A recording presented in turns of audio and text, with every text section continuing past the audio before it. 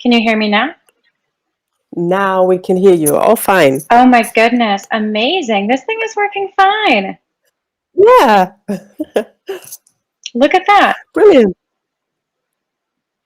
And everybody can see my screen all right too? Yes, it's perfect. Can see you, we can hear you. Wait, you can see my face? Wait. Just the screen.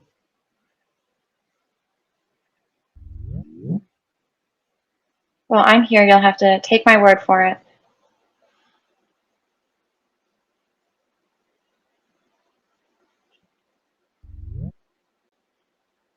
All right, why not get started on time?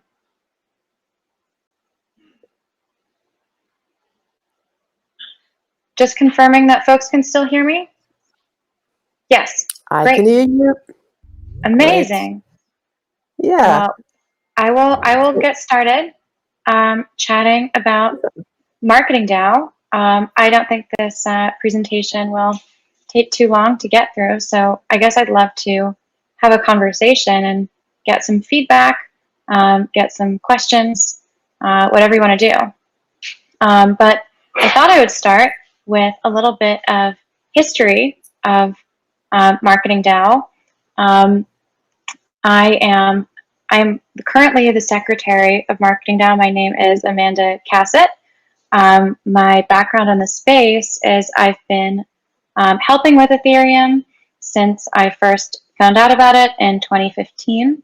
I joined Consensus in 2016, where I became Chief Marketing Officer. I was in that role for the past 3.5 or so years. I recently stepped down from that role to explore working with a broader variety of projects building on Ethereum, helping them get mainstream adoption, reach users, wanted to also do some more community projects. I certainly wasn't the person or the only person to have the idea of MarketingDao. I think a lot of folks from different parts of the space have long wondered whether it would be possible to have a more coordinated mechanism for how we all communicate about Ethereum and to better market or in a more kind of cohesive way market Ethereum, which brings up. Here they come. Oh, can you hear me? Hello. Hey, sorry, I was in the middle of You're in the midst of the talk. Yeah, okay. If you have a question, I can just go ahead, Amanda. Let me know if this structure is wrong. Is this structure like the right structure for a virtual conference, going through these slides and telling stories? Yeah, I think Johnny just jumped in, so he said hi.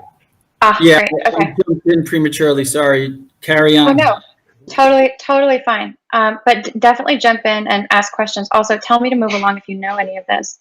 But lots of people have been kind of trying to think, how does a decentralized community promote a decentralized platform?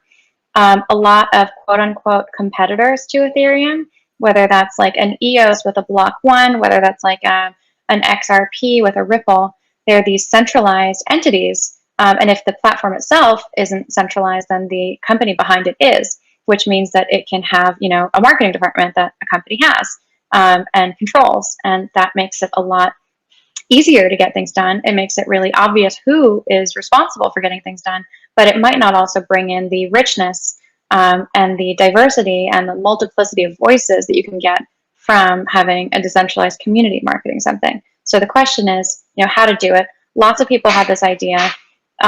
In Osaka at DevCon, a bunch of us got together after the MarketingDao meetup and just started brainstorming.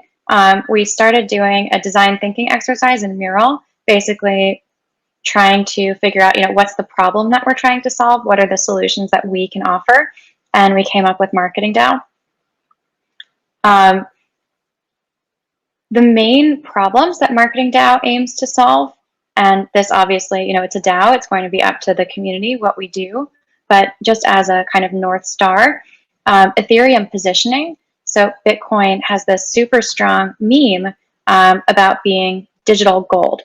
And once you say the phrase digital gold, it's obvious what you're talking about, and that meme can spread throughout a group of people. And so we have this challenge with the Ethereum meme because Ethereum it does so many things. It's it's the next internet. It's the biggest blockchain. It's Web3. It's DeFi. It's also highly technical. And so how do we position Ethereum in a way that's going to be mimetically sound and spreadable and consistent? So that's the first one. The second is knowing our audience. So who are we actually talking to, and making sure we're facing in the right direction and getting our messaging out to the people that matter. One thing I noticed, I was working with some folks from the Ethereum Foundation, or working with the Ethereum Foundation on an update to Ethereum.org, which I think was done very well. But when we were first having these conversations, we were thinking, what does the community want to see on Ethereum.org? Instead of thinking about, what are people looking for when they come to Ethereum.org? And it turns out that most of the people, and that website is just one random example, but it turns out that most of the people coming into our community are beginners, and they aren't developers necessarily. Some are. They're beginners that want to just get any information. A lot of them want to know, like, how do I get a wallet? How do I buy ETH? And know really, really basic stuff. So just acknowledging where we really are and who's actually coming looking for us, and meeting them where they are. And then the third one is developing a ground game. So when you go to random events around the world, which you probably don't right now, but back when one was doing that, one would see a booth for Bitcoin, and the Bitcoin Foundation was doing that. You'd see a booth for Neo, you'd see a booth for Tron, mostly because those have behind them, or are, centralized companies that deploy people to go, staff a booth. What you don't see is an Ethereum branded booth with articulate, prepared Ethereum people staffed there, explaining Ethereum to folks. So the ground game is the other thing we wanted to really specialize in, because it's just a logistics thing. We have such great people in the community. It's just a matter of deploying them, and of having a strategy and executing. Why did we want to use the DAO as a solution? To coordinate different ideas, to generate marketing from a decentralized community, and to be able to bring in diverse perspectives. So, why is it better to have a DAO as your marketing department than a normal corporate marketing department? Well, with the DAO, you can make the marketing department the world by funding and qualifying the best marketing activities, but by having an almost indefinite potential team of collaborators. So we wanted to take advantage of those benefits. We had a question of this is kind of meta, but whether the DAO, the marketing DAO, wanted to market itself or not. And we decided to not market ourselves. Like, we want to be an artist that doesn't sign our works, so to speak. Our goal isn't to have a giant audience for marketing DAO. Our goal is to support Ethereum and to help there be a giant audience for Ethereum. So the only context in which we do promote ourselves or talk about ourselves are contexts like this, where we are looking for feedback, looking for members, looking for involvement, looking for proposals from the types of communities that would be interested in that. And then it seemed obvious to us that it's a great way to dog food using our own platforms. The best way to help Ethereum grow its brand, further its mission, is the Ethereum way with a DAO. We have all these different stakeholders, and the DAO is a great mechanism to empower funding and fair decision making. We created the marketing DAO, attuned to the Ethereum vision of decentralization, maxing out community participation. We have about 60 people in our members channel. We have over 500 people now on our community channels, and we have I think well over 1,000 now followers on Twitter. So I think people are able to see what we're doing at this point, and then explicitly dog fooding Ethereum as part of our marketing effort for Ethereum. What have we been doing since we all decided back in Osaka to do this thing? We had to elect positions because we ended up structuring ourselves as an LLC, and I'll go into that a little bit. And we needed to have names to put to the formal documentation for the LLC. We wanted to get running as quickly as possible, and we went with kind of the MVP with Mullet contracts and DAO House. So we got up to speed pretty quickly. And we, before taking in pledges, and we actually haven't formally, we've started to have conversations with people about pledging. We've started to get people committing to pledging. Consensus has committed to 150K.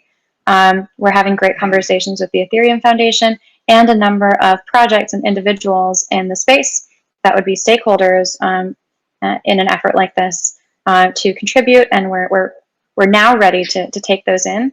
But we waited to take in those pledges because we wanted to ensure that the folks that pledged the MarketingDao would have the maximum liability protection from day one. So we spent a little bit of extra time on the front end with OpenLaw and chose to incorporate our DAO as an LLC, which shields all of the folks that pledge from liability. And we worked with OpenLaw to create a click-in subscription agreement to the LLC. So now when you go through DAO House and you pledge MarketingDao, you instantly, with one click, also subscribe to the LLC. We let in new members through a form of social KYC that we've also sort of pioneered. Our practices around, the way we discuss bringing in new members, bringing in new members that we know, that we trust, and working to define best practices in DAOs. In terms of our goals and our process, we want to bring in, and we're on track to bring in an equivalent of 250K in USD funding around Q1. And we have a pretty robust CRM that we pulled from Ethereum data to identify projects that are stakeholders in Ethereum that hold a bunch of ETH that would be interested in this effort, and also through our network, some individuals that are interested. Members, so our founding members are our major financial backers, funding our DAO operations and our proposals. Our members currently, our contributing members are individuals who supported establishing this DAO, and we all put in one or more WETH. So that's to be an actual member, contributing to the DAO, participating in weekly calls, maybe also submitting proposals, helping to vet proposals, doing all kinds of different internal operations. And our supporters group is our main Telegram group, ongoing communications, community input, involved in basically everything we do, but not formally in the DAO, doesn't have formal governance power, but definitely has a lot of, it's where we get feedback. It's how we understand what the community wants us to do, where we should be headed. We elected these leads. We have fairly short tenures, basically like trimester system, and then we go back for re-election, or we transfer and put new folks in these roles. I think we're going to have a lot of movement and a lot of different folks occupying these spots, and the people in this first group have been taking pains to ensure that these roles are really well defined and fungible, so that a new elected person could easily take up the mantle. So I've been in the role of secretary. Alex has been leading membership, Pooja operations, Megan finance, William communications, Ven has been our technical lead, Darren our creative lead, and James has been leading our fundraising. In terms of ops, we've been working with OpenLaw to set DAO best practices. We are interested in all sorts of various future DAO collaborations. We're very interested in and have been closely following the LAO project. This is our process flow for our proposals and actually taking them to completion, from the proposal going into the queue to voting to a grace period, so our funders have time to process, and then, to think, to decide, and then proposals can be processed by any member, and then the DAO, the final state of all proposals once the process is complete. Our proposals are coming in from all over the world. right now we are processing our first batch of proposals. We haven't yet taken in the pledges that have been promised, and we have not yet spent any funds. We're going to be fairly conservative about actually spending funds, try to make our funds last a while, make sure we're really deploying them very intelligently, and that we're properly supervising projects and vetting projects before we fund them. So here's kind of where we are, where these are the problems we're trying to solve, how and why we're using the DAO as a solution. And we would love to hear from you. Either ping me, I'm at Amanda Claire on Telegram. It's just AMANDACLAIRE. Ping me there, ping me here, DM me on Twitter, any of the above. Or if you want to go through this channel, this is great too, founders@marketingdao.org. If you know someone on this list or someone else that you know is involved in MarketingDao and would prefer to chat with them, please do. Alex has been having a lot of these conversations. He's been our membership lead. And then if you want to go to marketingdao.org, there's some more info there. Follow our Twitter and join our supporters Telegram channel. And that's all I got for now. Would love to take any questions. Great, thanks a lot, Amanda. Questions? Yeah. So at one point you mentioned that you guys have a CRM. How do you guys do a decentralized CRM or a CRM in a decentralized community? Like, how do you guys manage that? Yeah, that's interesting. So so the actual CRM is, so we pulled it from like actual Ethereum on-chain data about known startups that have a certain amount of ETH, and we rank them by how much ETH that they hold, and we figure that the ones that hold more ETH are going to be more interested in this project because this project is going to be supportive of Ethereum, and hopefully, I mean, it's not a project to pump Ethereum or to pump ETH, but should be supportive. And so we ranked those. We had an open call for folks to add groups or individuals that they knew, and then we had an open call for all of our members to put their names next to the companies that we had listed and see who knew someone there. And then we provided templates for our members to reach out to the people that they knew at those places, and then a way for everyone to indicate where we are along the funnel with each project. So basically, you make a list. You have people own the items on the list based on their relationships. You tee those people up with templated outreach materials that obviously they can customize based on their relationship. And then you bring people down like a fundraising funnel that can end in meetings with James, our fundraising lead, that can end in meetings with me, or that can end in, if they need technical support actually pledging the DAO. Ben's been doing some of that and showing people how to actually pledge if they're having trouble. So that's how we've been running it. So far, so good. Does that help? Okay, cool. Yeah, kind of. So it sounds like the DAO itself kind of more manages the funds, more like the treasury, and allows members to vote on stuff. But then for the actual like data management of more complex things like a CRM or a pipeline or outreach or whatnot, then you guys have like a centralized database where all the members have access to it, and you guys kind of manage that stuff. And the DAO itself is just more for treasury management and voting. Is that kind of how it works? That's absolutely correct. And we have not been using. Yeah, I understand the question better now. We're using like standard platforms for maintaining that CRM, as opposed to having that CRM exist within the DAO itself.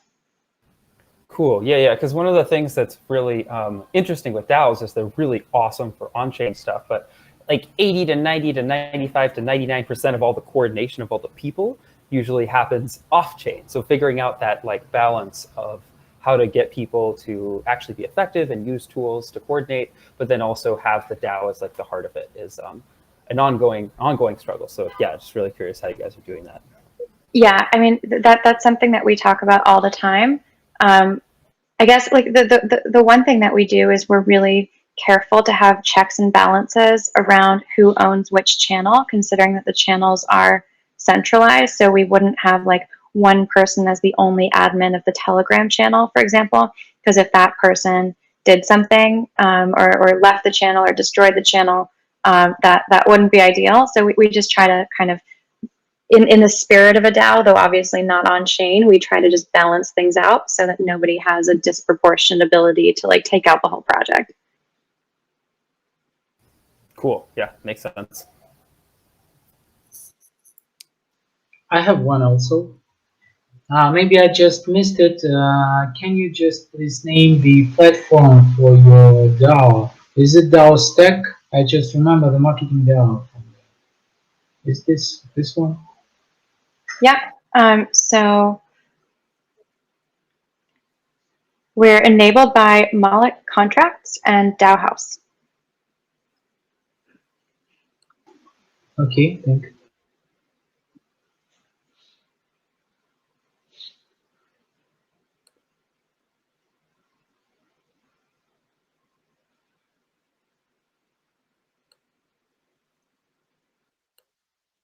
Other questions, thoughts? If there are no more questions, there's something that I want feedback on that I'd love to run by people. If I can just do that, just like to bring you in on a conversation that we're having internally in MarketingDao right now. And that's actually been really amusing. So we've been thinking about how to balance. We've been thinking like, if we want to think of ourselves as a moment as like the decentralized like CMO of Ethereum, like if we were actually in charge of running marketing for Ethereum, which we have to kind of take responsibility for or imagine ourselves as taking responsibility for, what would we do?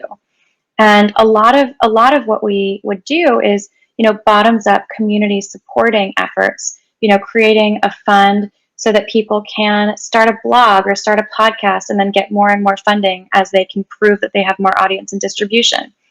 And we would do the same thing for events, enable people to start a meetup with the resources that they needed, with some basic funding. And then as they prove they had traction, to be able to scale up more and more.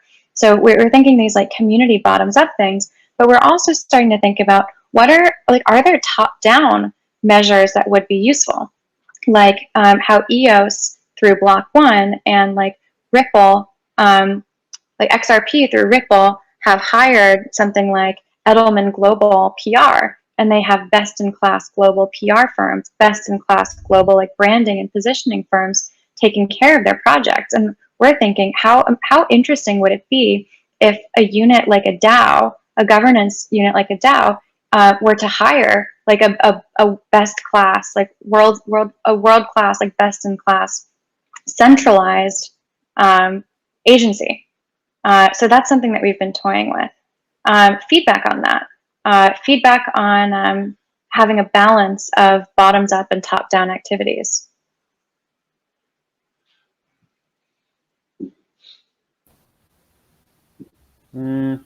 So I would say like the bottoms up stuff is definitely awesome because obviously we're all here at InterCon, right? So more of that would be great, especially like ELI 5s for everything. If you just would fund someone to ELI 5, literally every Ethereum thing, that would be huge. And for the top down part, I think it would be more like, what exactly would they be doing? Because I think just to say like, oh, we'll just hire someone and then great. It's pretty vague. It's hard to provide feedback on that. But if you're like, here's our clear goal. We need to make Ethereum more accessible to blah, blah, blah audience. And this is like what Ethereum is. Here's how we want to reach people. We're going to hire a firm to help optimize that message. Then it'd be more easy to provide feedback on that. But just saying, we'll just hire someone. It's hard to really think that through more critically. But I would say, though, bottoms up stuff is awesome. And more ELI 5 resources for everyone would be great. Yeah, that's great feedback. Totally agree with that about specificity.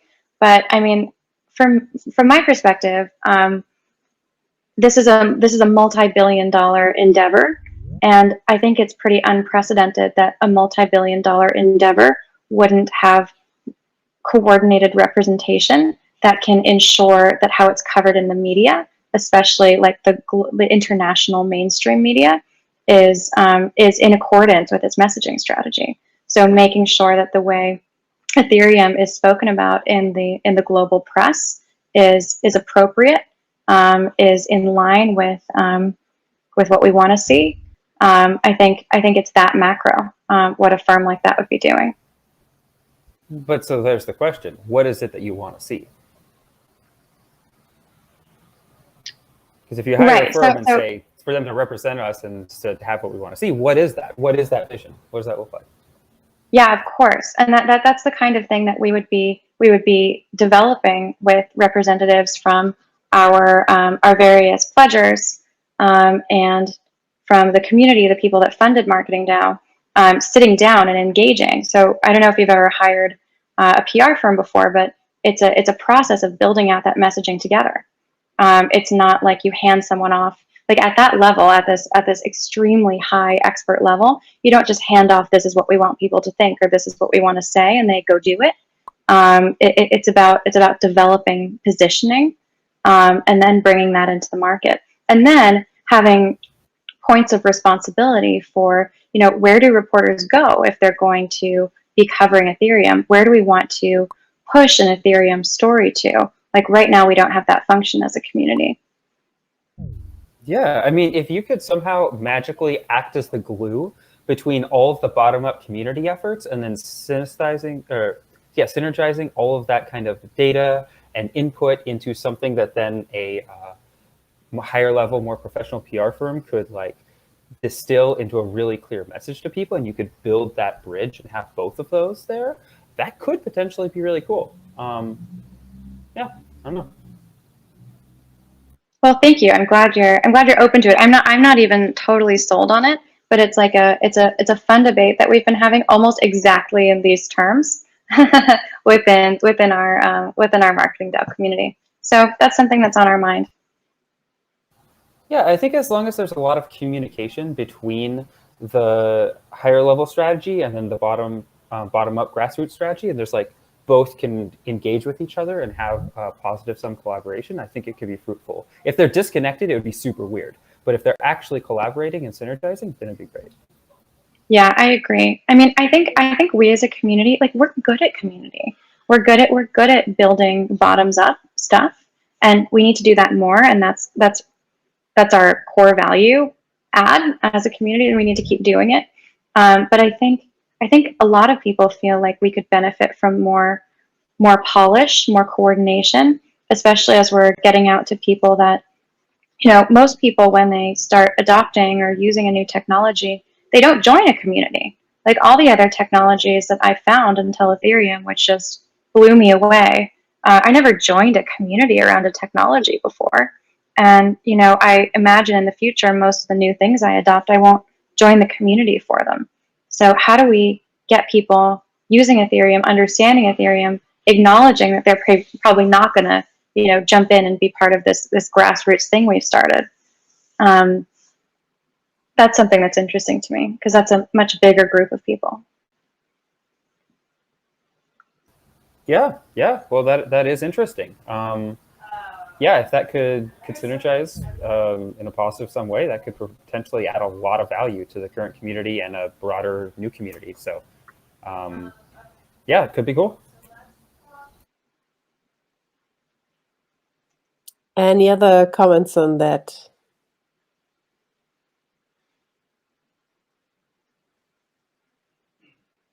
No, not at the moment. So maybe, Amanda, you can also post your contact data into the chat in case someone wants to reach out. Yes, of course. So my Telegram is Amanda Claire. Twitter is Amanda Cassatt, and email is amanda@cassatt.net. Feel free to reach out. Would love to talk to you about MarketingDao, ideas for marketing in the Ethereum space, what you're up to, any of the above. Yeah, I actually have a question still. Brilliant. I don't Oh, know, yeah. maybe you didn't hear it, but I would like to hear about the projects that you're considering to fund. Yes. So we started, we had an open call for proposals that we did in January. Toward the end of the month, we spent some time in February going over our the proposals that came in. We had something like 100, and then reaching out to about 30, 40 projects that we felt were some of the strongest. We had those projects create videos about what they are that are all in Peppo. So if you go to the MarketingDao channel in the Peppo app, you can see all of the projects and you can hear a 30-second pitch from each one about why you should join MarketingDao to vote for their project. So those should all be public and available. Okay, that's pretty cool, the way you did it. Okay, I'll check it out. Yeah, definitely. Well, we were hoping that it would help. It would help also promote pledging MarketingDao by getting people excited to vote for the various projects. Yeah, it makes sense. Great. Well, Thank you. my contact is in there. This has been such a great experience. Thanks for having me, and thanks for the great moderation. Thanks for being here, Amanda. It was super cool and interesting. Thanks for your talk. Have a good one. Have a good one. See you around. Bye now. Okay. Our next talk is what the Swedish Pirate Party can teach us about scaling DAOs. Do we already have the speaker in our call? Cool. Speaker for our next talk starting at 11. Hello. Okay. We might need to wait for a couple of minutes.